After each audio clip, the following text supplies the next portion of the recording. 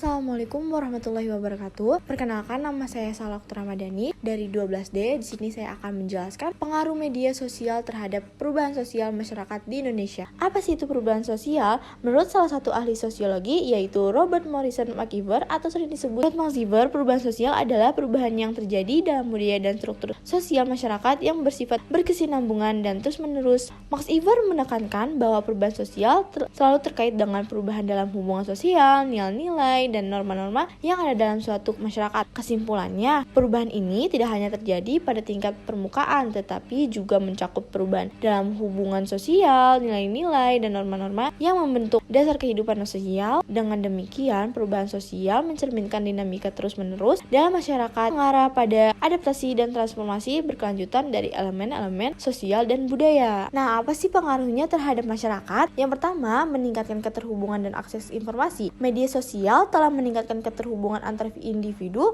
dan kelompok di seluruh Indonesia, bahkan menjangkau daerah-daerah yang sebelumnya sulit diakses. Platform ini memungkinkan orang untuk berbagai informasi, berita, dan pendapat dalam hitungan detik. Hal ini tidak hanya mempercepat penyebaran informasi, tetapi juga meningkatkan kesadaran masyarakat tentang isu-isu lokal, nasional, dan global. Misalnya, kampanye sosial atau gerakan sosial dapat dengan cepat menjadi viral, menggerakkan massa, dan mempengaruhi kebijakan publik. Yang kedua, ada perubahan dalam pola komunikasi dan interaksi. Media sosial telah mengubah pola komunikasi masyarakat Indonesia. Interaksi yang sebelumnya terbatas pada tatap muka atau melalui media konvensional kini telah berkembang menjadi komunikasi virtual yang lebih cepat dan mudah. Orang dapat berinteraksi tanpa batasan geografis, bertukar pandangan, dan membentuk komunitas baru berdasarkan minat atau tujuan bersama. Fenomena ini telah menciptakan ruang baru untuk interaksi sosial, di mana identitas dan reaksi sosial dapat dibangun atau diubah dengan cara yang belum pernah ada sebelumnya. Yang ketiga, perubahan budaya dan nilai sosial. Pengaruh media sosial terhadap budaya dan nilai sosial di Indonesia sangat signifikan. Media sosial menjadi alat untuk mengekspresikan identitas, budaya, dan mempromosikan nilai-nilai baru. Misalnya, tren fashion, gaya hidup, dan bahkan bahasa yang dipopulerkan di media sosial dapat dengan cepat diadopsi oleh masyarakat luas. Namun, media sosial juga dapat menyebabkan benturan budaya ketika nilai-nilai asing yang bertentangan dengan budaya lokal diadopsi tanpa filtrasi yang memadai. Ini dapat menimbulkan perdebatan dan ketegangan dalam masyarakat, terutama ketika menyangkut isu-isu sensitif seperti moralitas, agama, dan ini dapat menimbulkan pendapat dan tegangan dalam masyarakat, terutama ketika menyangkut isu-isu sensitif seperti moralitas, agama, dan identitas nasional. Yang keempat, pengaruh ekonomi dan perubahan gaya hidup. Di bidang ekonomi, media sosial telah membuka peluang baru untuk bisnis dan wirausaha. Platform ini memungkinkan individu dan bisnis kecil untuk mempromosikan produk dan jasa mereka kepada audiens yang lebih luas dengan biaya yang lebih rendah dibandingkan media konvensional. Fenomena ini telah mendorong munculnya banyak bisnis online dan ekonomi kreatif di Indonesia. Selain itu juga media sosial juga mempengaruhi gaya hidup masyarakat, di mana konsumsi barang dan jasa seringkali dipengaruhi oleh tren yang muncul di platform ini. Berikut akan saya tunjukkan beberapa perubahan perilaku dan sikap masyarakat terhadap pengaruh media sosial.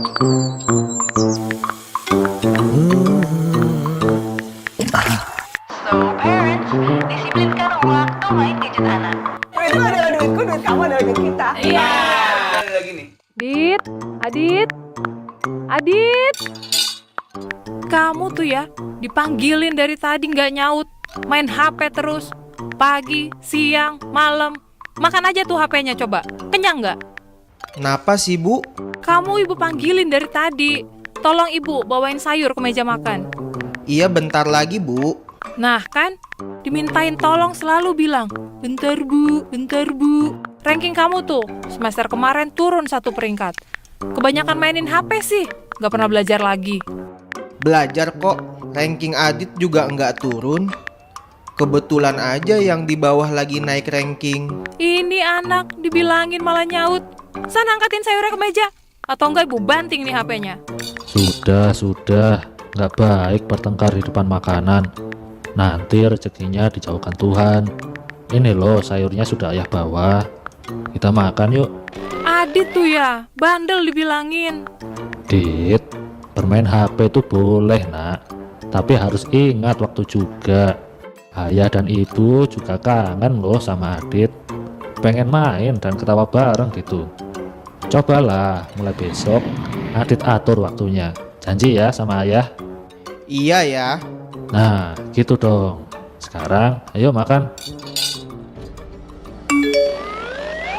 Maaf. Ini dari kantor ayah, biasanya penting. Tadi Adit di sekolah ngapain aja? Tadi Adit, Ada email dari klien, harus segera dijawab nih. Gimana Adit sekolah kamu? Sebentar, ayah cuma mau intip skor pertandingan bola tadi sore.